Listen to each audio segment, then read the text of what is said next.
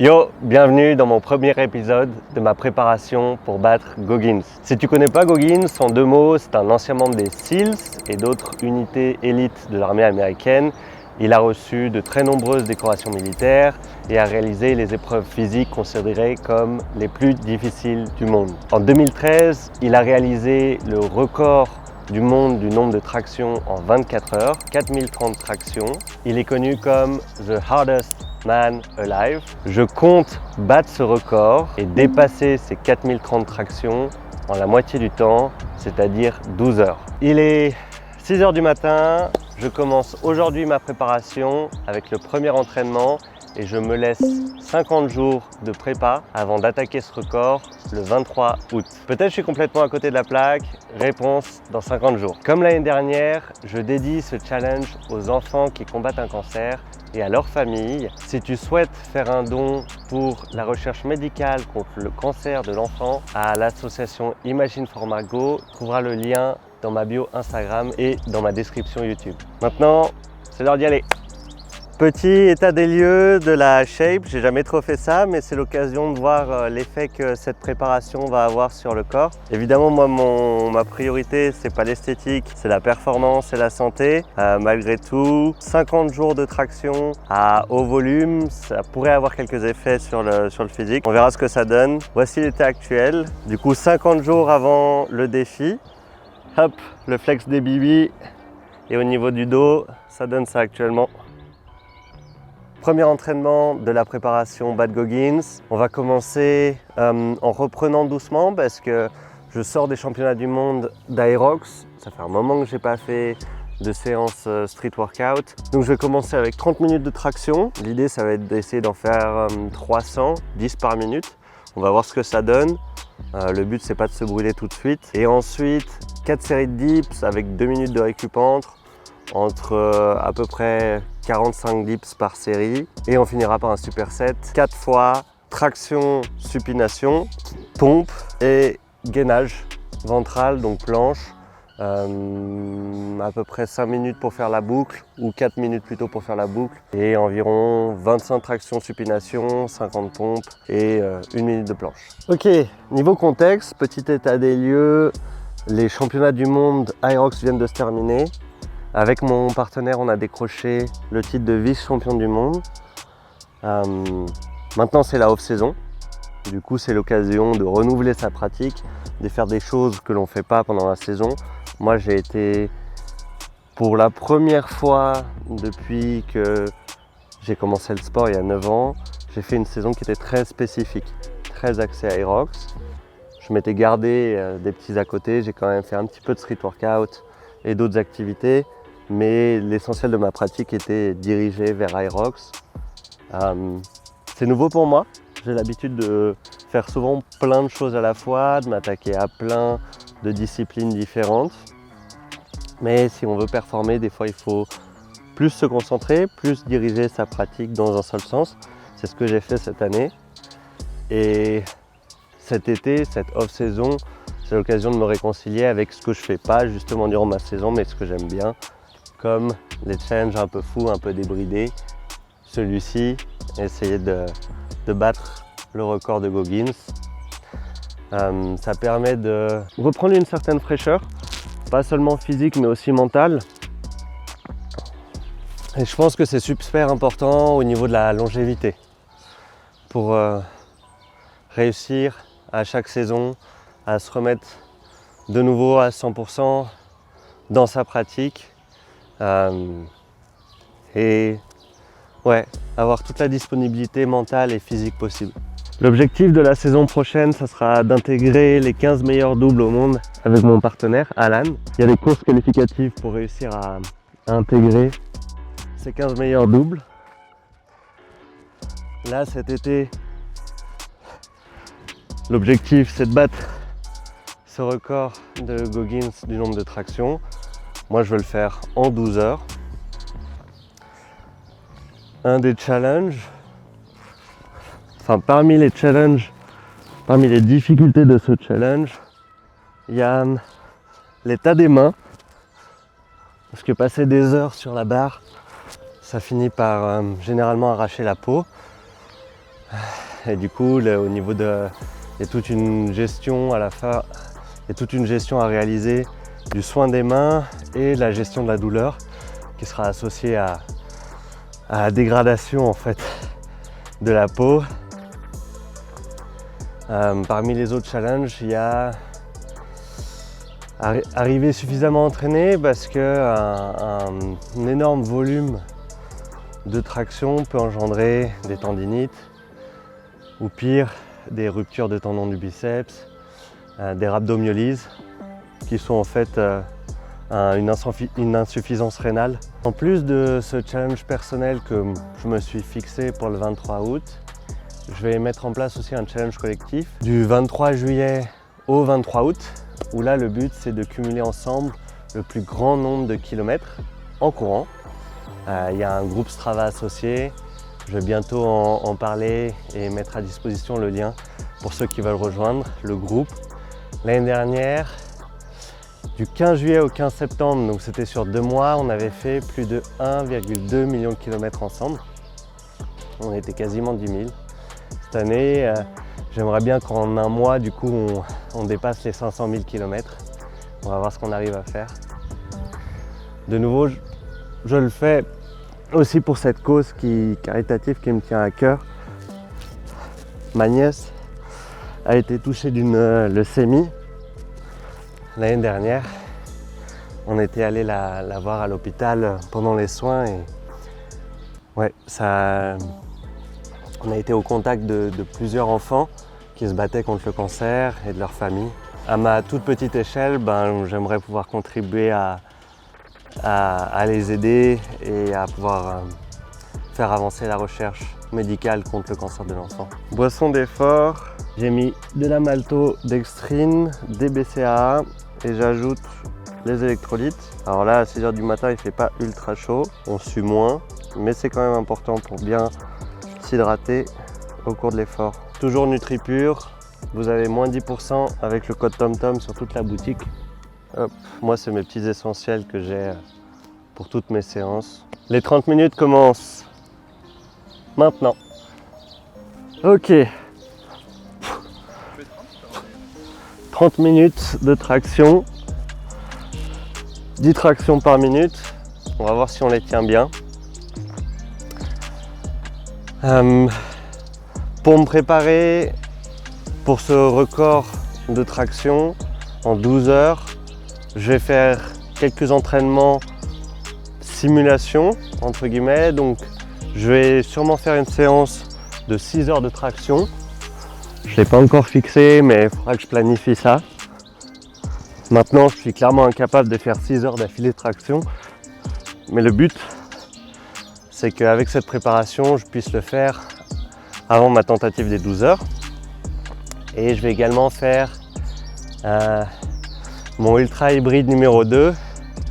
Pour ceux qui avaient vu mon challenge ultra hybride, le premier l'année dernière, qui consistait à faire 100 km, 1000 tractions, 1000 pompes, 1000 dips.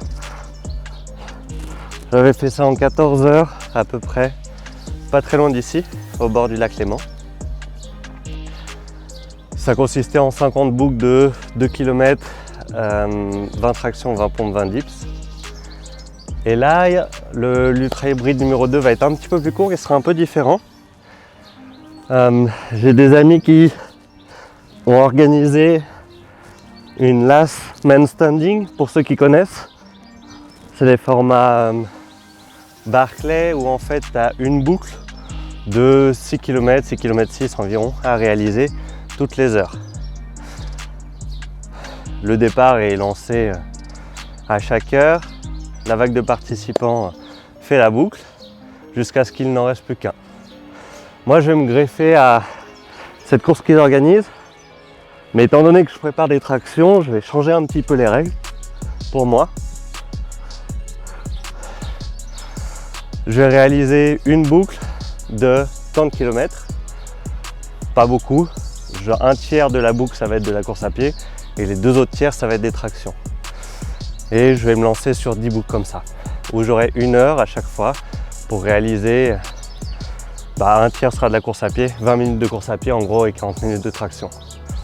Il faut que je me laisse un petit peu de temps parce que ça ne sera pas que de l'activité physique dans 1 heure, comme il faut le temps pour s'hydrater, pour s'alimenter. C'est pour ça que dans ces épreuves, la boucle n'est pas très grande finalement, c'est 6 km 7, c'est assez facile à faire en 1 heure.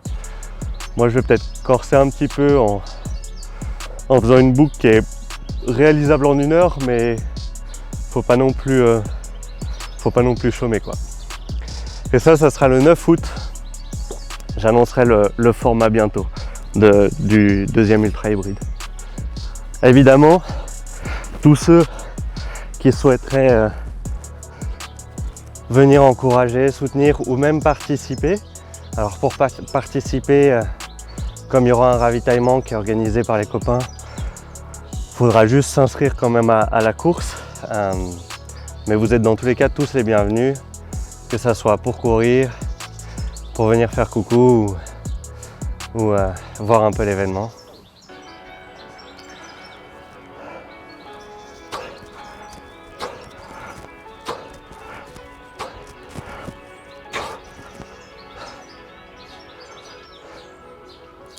Je reçois pas mal de questions en ce moment sur l'entraînement. Où est-ce que j'en suis? Donc là, mon entraînement va pas mal changer. Comme on est sorti de la saison Aerox, les championnats du monde sont finis. En gros, ce que je peux dire sur les derniers mois, c'est qu'en termes de volume, j'étais un peu plus bas que ce que je faisais d'habitude. En moyenne, en 2023-2024, j'étais autour des 20 heures d'entraînement par semaine. Là, vu le contexte, avant les mondiaux, les mois précédents, j'avais beaucoup à faire, notamment au niveau du boulot, mais aussi sur le perso. Il y a beaucoup de choses qui se sont passées et du coup, j'ai plutôt réduit la charge. Je dirais que j'étais plutôt autour des 15 heures, 14-15 heures par semaine, mais en maintenant bien l'intensité à l'approche des mondiaux pour avoir une montée en forme et arriver le mieux possible malgré le contexte qui était un petit peu compliqué, la récupération qui n'était pas au top. Le but c'était d'arriver le mieux pour ces mondiaux.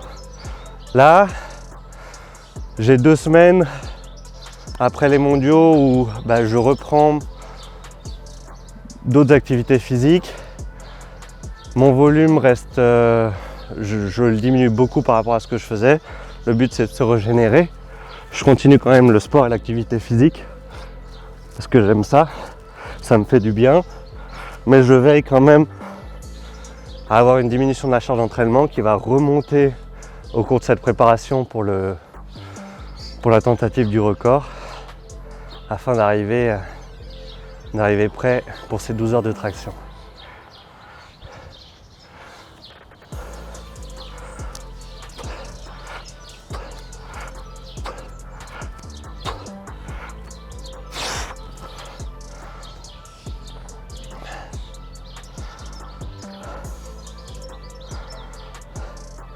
Au cours de cette prépa, du coup, là, pendant ces 50 jours, je vais faire beaucoup de traction, mais je vais quand même aussi continuer la course à pied, mon entraînement hybride en général, le cardio. Parce que l'idée, c'est quand même de pouvoir continuer à progresser un peu dans tous les domaines.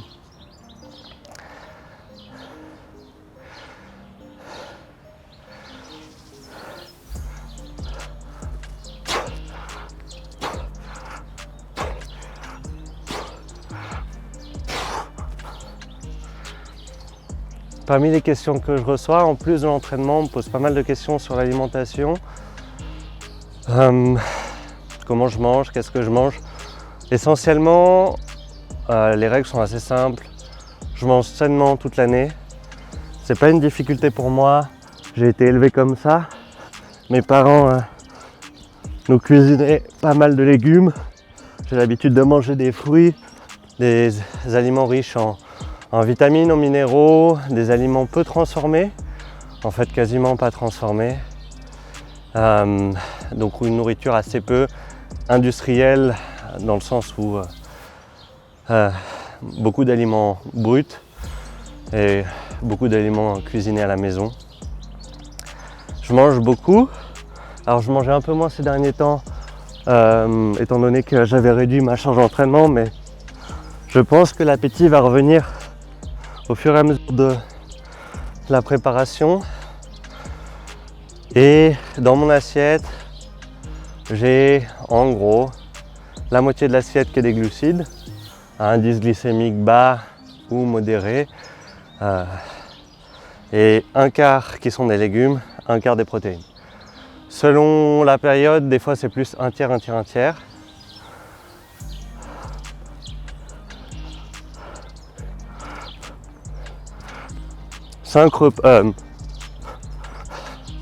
Trois repas, petit déj, midi, soir. J'ai pas réellement besoin de collation, j'ai pas réellement besoin d'autres repas. Par contre, j'ai des collations pendant les entraînements. Maintenant, par exemple, il y a un petit peu de maltodextrine et de BCAA dans ma boisson, c'est-à-dire des glucides et des protéines. Donc je continue de m'alimenter au cours de l'entraînement. Ah oui, et l'autre question que je reçois pas mal en ce moment, c'est au sujet de la discipline et de la motivation. Comment je me motive à m'entraîner tous les jours, à préparer mes challenges, mes différents défis. Et je pense que la première chose, c'est trouver ce qui nous anime. Pas forcément se motiver sur... Alors des fois, on a des choses à faire qui nous inspirent pas trop. Là-dessus, on n'a pas vraiment le choix, il faut le faire. Mais par contre, pour développer d'autres aspects, je pense que c'est intéressant de chercher qu'est-ce qui nous anime le plus et de se diriger là-dedans. Moi, la progression, en fait la mise en difficulté plutôt, c'est quelque chose qui me stimule, être en galère, me lancer des défis comme celui-ci qui sont extrêmement difficiles et dont je ne suis pas sûr d'aller au bout à cause de leurs difficultés. Ça me botte, ça m'inspire, ça m'anime, ça réveille quelque chose en moi. Du coup, naturellement, je vais m'orienter vers ça. Pourquoi j'aime la difficulté? En fait, j'ai l'impression que c'est ce qui me permet le plus d'évoluer, d'être mis à l'épreuve, d'éprouver mes limites pour essayer de trouver une solution au problème, grandir, me transformer. À l'inverse, un challenge dont je suis convaincu d'aller au bout, de gagner, pour moi ça n'apporte aucune réelle motivation. Ça m'inspire pas. Me dire que là, je vais m'attaquer à 12 heures de traction, ça paraît inconcevable, extrêmement difficile. Actuellement, j'en serais clairement incapable. Et ça, du coup, ça m'inspire. Donc je pense que la première chose, c'est trouver qu'est-ce qui vous anime. Et ça vous permet d'avoir une boussole, un compas qui vous dit vers où aller. Du moment que vous avez ce feu et votre pourquoi vous le faites, pourquoi ça vous anime, et finalement les clés viennent toutes seules, les réponses aux différentes contraintes, le fait de se lever tôt le matin alors qu'on n'a pas beaucoup dormi, ça devient beaucoup moins difficile lorsque vous êtes aligné, lorsque vous alignez ce que vous faites avec ce que vous aimez.